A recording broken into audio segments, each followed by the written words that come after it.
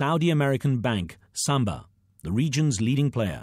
We became in the eye of the hurricane, seeing everything. I took a decision over there whereby no one could buy even a pencil without my approval, my personal approval. If a company is sleeping, not doing good, if you have bad management, and you have management not doing good, then it should be a candidate for takeover. And that's what we did. So we gave a message to the companies that if you don't wake up, you're a candidate for takeover. The prince's small business soon grew into one of Saudi Arabia's most influential, the Kingdom Holding Company, which in early 2004 relocated from a small two-story building to the 66th floor of Al Walid's landmark Kingdom Tower, built on land he'd bought at a bargain price during Iraq's invasion of Kuwait. His son and daughter now work with him, joining a core team of about 24 people who run his business empire. Basically, most of the ideas he likes to bring himself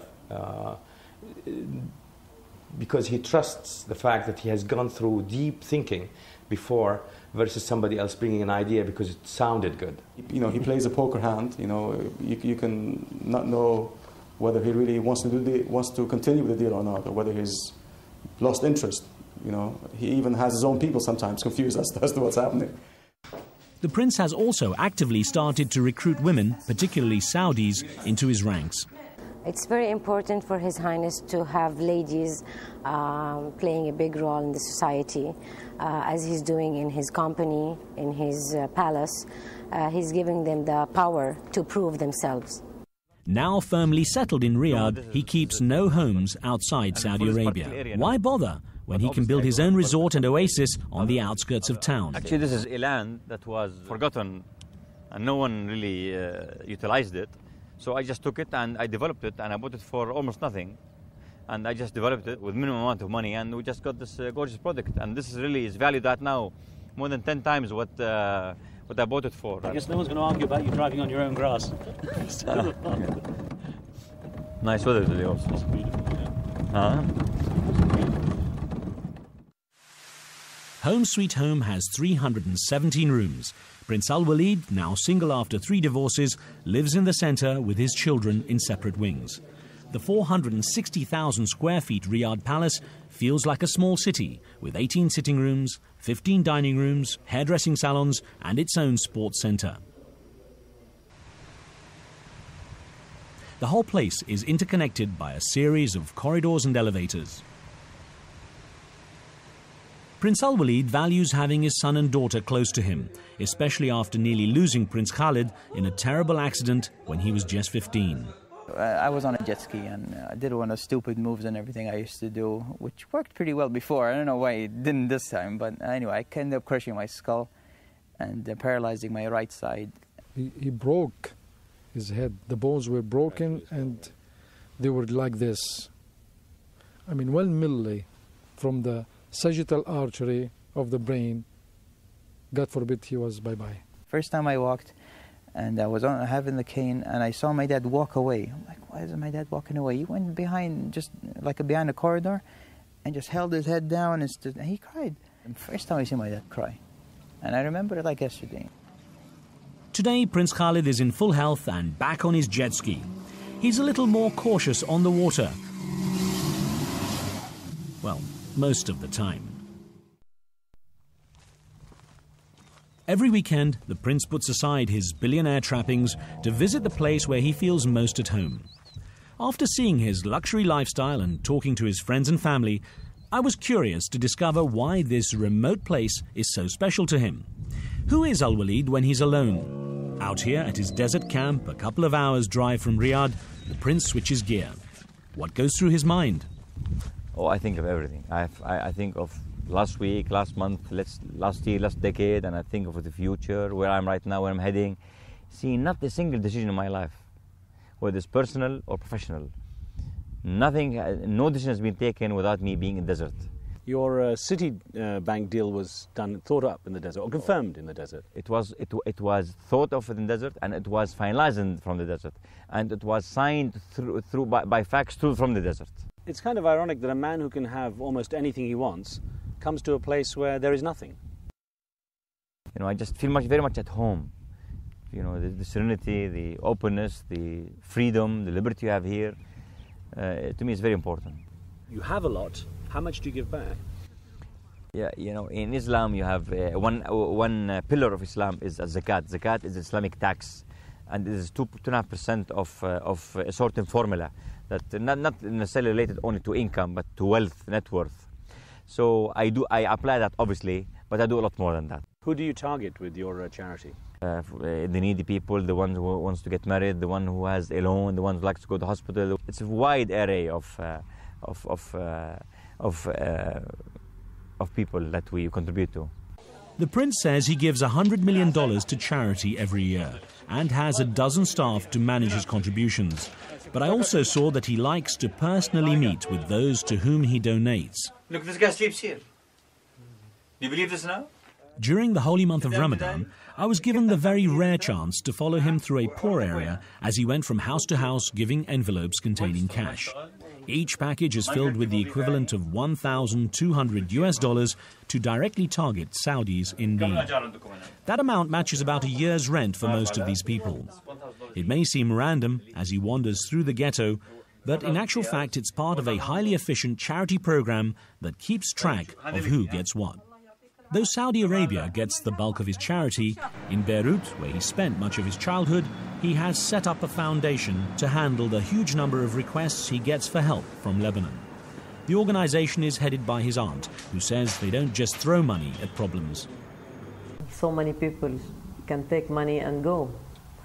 I prefer to examine very carefully all the demands of the institutions they are asking, and after to give them instead of money, supplies or materials, in medical materials or computers or anything instead of money.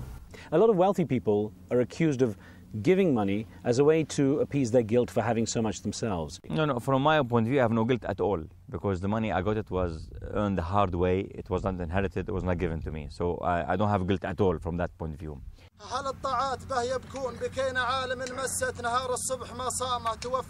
When the Bedouins come to meet you at your desert camp, I've seen them recite and they petition you. What exactly is the process? Explain that to me. The process is that they come here, and some of them will come and just say hello and give their good wishes. Some of them petition and give their certain requests. And there's a committee in my palace that goes over all these papers. And there's a certain criteria that have to be met. And each one is granted an amount proportionate to the need that has been designated by our people. From weekly encounters with desert Bedouins to global trips meeting political leaders, the Prince easily slips between Arab and Western worlds, rich and poor, and the powerful and weak. How could this cross-cultural skill serve him?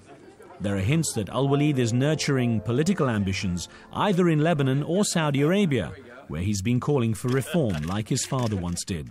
He believes in democracy. And I've read some of his statements, which are quite surprising. He has, in effect, called for direct elections or elections in Saudi Arabia. And as a top member of the royal family, I'm sure that he received some criticism from his brothers and sisters and cousins because of that statement. But I think that demonstrates his personal commitment to expanding the beneficial aspects of democracy.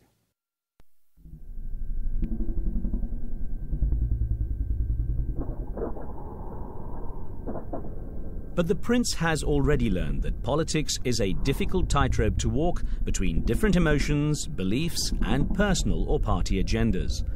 So was Al-Walid's visit to Ground Zero in New York lost in politics, or did it become a powerful political move for him? America was not in a mood to listen, and people said he could have either waited or come up with some other kind of scheme, but the fact that the check was rejected sort of didn't put him in good light. Although it was rejected because he linked it to the US policy overseas, especially in the Middle East. Yes. And that gained him some points because he was frank, and one of the things that people said, at least while giving this, he had the guts to say that you have to have an equal policy for the Middle East.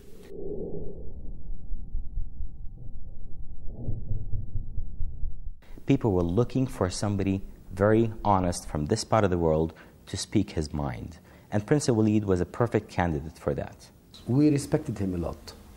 And we think that he went there just to prove to the Americans that being an Arab is not being a terrorist automatically, or being a Muslim is not also being a terrorist automatically. I think it started fine, and it ended in a very bad way, because it wasn't a question of what he was saying and whether that was right or wrong. It was the wrong platform to be delivering that message to that mayor in this city at that time. I would say just one word: politics. I have very good relationship in the West and very good relationship in the East, not only in my country but in my region. So I'm going to use that to really bridge both societies as much as I can. So I'm not going to say I'm not going to get involved in politics, I'm not going to get involved in what's going on between West and East when I know I can do something. I can't just say I'm going to be a businessman and that's about it. No. I think the fact that I have this stature and this position, I like to leverage it and use it. أنا أقول لا يبتعد، بالعكس، ولكن يكون حذرا ويكون أقل اندفاعا في الأمور السياسية عنها من الأمور الاقتصادية، ولكنه لا يترك الميدان. It takes a long time to get a complete picture of the prince, and even then, the picture doesn't tell the full story. From early childhood, the prince has always persevered to get what he wants. So, what's his next step? Well, the story of Al-Walid, businessman, billionaire, prince, is certainly far from over.